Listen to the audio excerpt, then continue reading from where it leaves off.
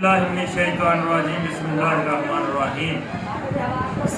दे नां दे वो सदा ही लंगर चलदे। सखियां दे नां दे वो सदा ही लंगर चलदे।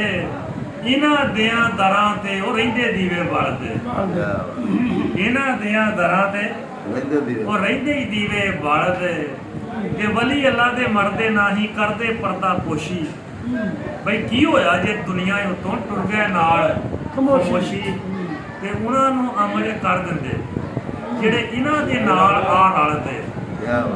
उन्हां नूं अमल वो कर दिंदे जेड़े इन्हां दे नाल आ रलदे। वलियां दे दरवाजे उत्ते ओ सदा ही दीवे बालदे।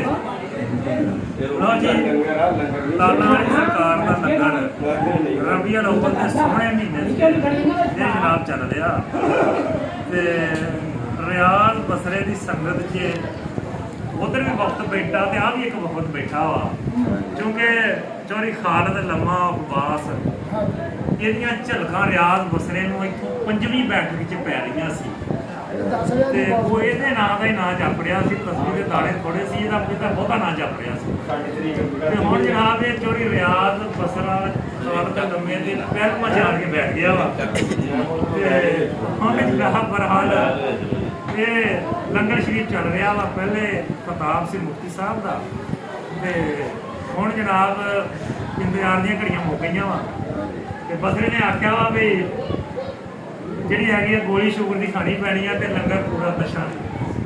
हाँ जी हाँ जी ये छपा वा जी रियाज बसरा तशरीफ फरमा वा जोड़ा है सालाना महफल है जी हर साल होती है। उधर बहुत साहब तशरीफ फरमावे हर बारी ये जनाब अपनी अपने परां के साया थले है जी हाँ ये महफल कराते हैं हर बारी महफल कामयाब होती है तो लंगर थोड़दा हाँ जी बॉस भी तोड़ भी जाते ना। अच्छा बॉस भी तोड़ भी जाते जी बॉस भी तो अपना सिर तोड़ अच्छा तोड़ अपड़ते हैं तोड़ पहुंच अच्छा अच्छा चलो जी बहरहाल फरमान का बेड़ा आ गया जी वक्त बैठो ज्यादा अल्लाह वजह सामने